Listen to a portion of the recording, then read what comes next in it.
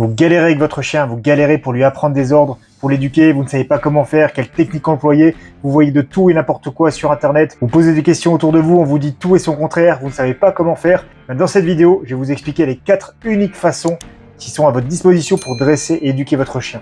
Allez, on commence avec la première, celle que tout le monde connaît, que tous les positifs prônent, c'est la récompense et le travail à la friandise. En gros, c'est très simple, vous demandez un ordre à votre chien, il s'exécute, vous le récompensez avec une friandise. Le chien fait une association positive au fait qu'il vient d'exécuter l'ordre et aura tendance à répéter ce que vous lui demandez pour obtenir cette fameuse friandise.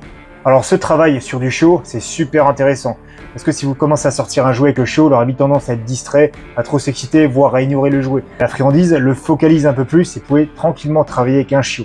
Mais très vite, si vous structurez votre pédagogie qu'avec ce type de récompense, quand le chien sera plus grand, il trouvera un intérêt bien moindre. Pourquoi ? Parce que nos chiens aujourd'hui, ils ne manquent pas de nourriture.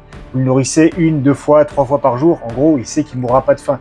Donc, vous lui présentez une friandise et qu'à côté, il y a un stimuli fort intéressant comme d'autres congénères ou un jeu ou quelque chose, il aura tendance à partir dessus et s'en foutre de votre friandise. Pourquoi ? Parce qu'il est nourri tous les jours. Il ne crève pas la dalle.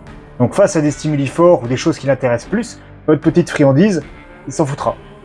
Donc, pour ça que je ne prône pas le travail à la friandise, mais c'est une méthode qui existe, très intéressante sur du chiot et qui atteint très vite ses limites. Récompense à la friandise. Je lui montre que j'ai une friandise, je lui donne l'ordre, le chien s'assoit, je le récompense et je continue. Je lui dis de se lever, il se lève, je le récompense immédiatement. Je vais lui demander de se coucher, idem, il se couche, je le récompense. Travail à la friandise. Deuxième façon de procéder, récompenser le chien avec une caresse ou simplement un éloge verbal. Très bien gamin, c'est bien ça, voilà ce type d'éloge là. Ça, c'est extrêmement limité aussi. Pourquoi ? Parce que seulement 1% des chiens travaillent pour avoir l'éloge de ses maîtres. Donc vous allez vite être limité, vous allez voir un chien qui ne mettra pas de motivation à exécuter les ordres, voire qui les exécutera même pas du tout. Par contre, ce type de récompense, la caresse et l'éloge verbal, mêlés à d'autres types de récompenses, c'est intéressant, on en parlera à la fin de la vidéo. Travail à l'éloge, à la récompense verbale et physique. Le chien s'assoit, je le caresse simplement en lui disant que c'est bien ce qu'il fait. Très très bien bonhomme. Voilà, à chaque fois qu'il s'exécute, je le caresse et je le récompense verbalement. Très facile, mais très limité en termes de motivation pour le chien. Troisième façon de faire, et une façon qui est vachement utilisée, c'est la contrainte physique. L'utilisation de la force pour obtenir ce qu'on veut. Je donne l'ordre à mon chien de s'asseoir, et je vais lui expliquer qu'il a à s'asseoir. Donc cette méthode, elle est efficace, comme toutes les autres, le chien va s'asseoir. Mais il va s'asseoir par crainte et par contrainte.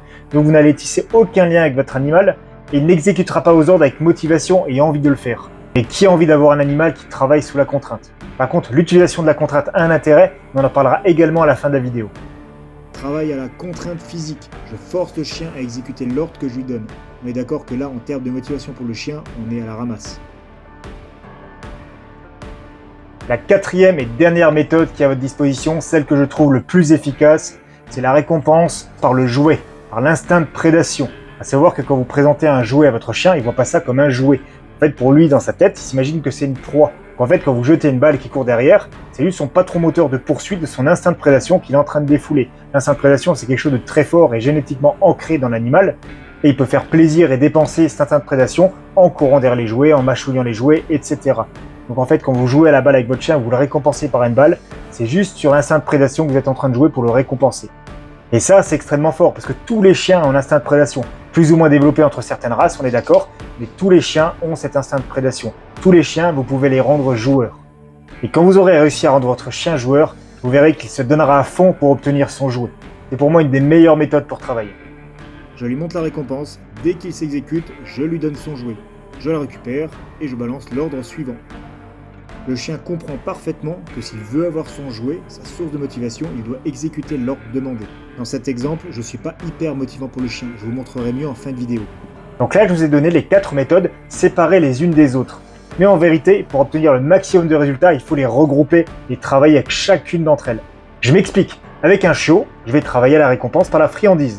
Dès que le chiot va commencer à grandir, je vais travailler au jouet sur son instinct de prédation. En même temps que je le récompense avec une balle, je vais lui faire les éloges verbales et physiques. Je vais le caresser et le récompenser à la voix. Et dans le travail d'apprentissage, quand je sais que le chien a acquis l'ordre que je lui ai appris et qu'il refuse de s'exécuter, là je vais utiliser la contrainte physique. Pour qu'il comprenne bien qu'il doit obéir quand je lui dis et pas quand il le veut. Parce que quand vous avez votre chien en liberté et qu'il court en direction de la route, quand vous lancez un stop, vous voulez qu'il s'arrête à votre stop, pas qu'il s'arrête quand lui décide de s'arrêter. quand il sera sous la bagnole. Donc c'est bien en utilisant ces 4 méthodes simultanément et en fonction du caractère du chien et de vos objectifs et de son niveau d'apprentissage que vous obtiendrez le meilleur résultat possible.